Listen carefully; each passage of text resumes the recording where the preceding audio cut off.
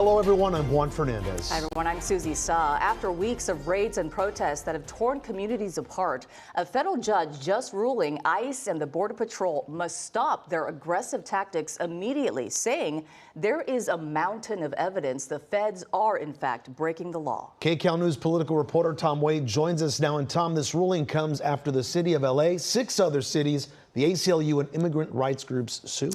Yeah, a big group of people and cities all joining together. The Trump administration tonight not saying whether or not they will appeal this. They're saying no comment, but if history is any judge, they probably will, but we'll see. A judge ruled tonight there is a, quote, mountain of evidence that ICE and the Border Patrol have been violating the law, arresting people just for the color of their skin without probable cause, entering private property without warrants, and denying detained people attorneys. Late tonight, we spoke with LA Mayor Karen Bass about the ruling.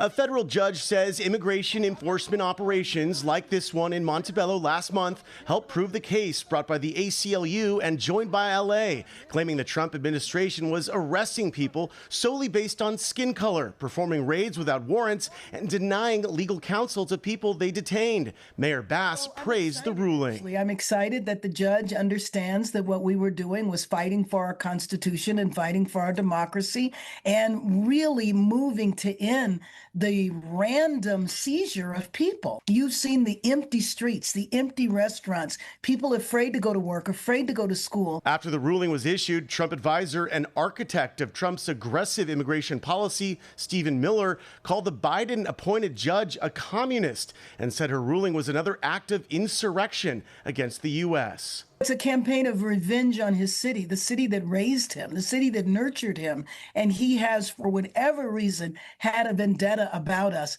But, you know, we have stood together. And I think it is an example that you can fight back. In her ruling, the judge said even though the Trump administration denied the claims of racial profiling and indiscriminate raids, there was a mountain of evidence proving the claims were true. Not long after the ruling, U.S. Attorney Bill Asaley, who oversees Southern California, said in a statement, "We strongly disagree with the allegations in the lawsuit and maintain that our agents have never detained individuals without proper legal justification. Our federal agents will continue to enforce the law and abide by the U.S. Constitution." We spoke with Asaley before the court issued its ruling.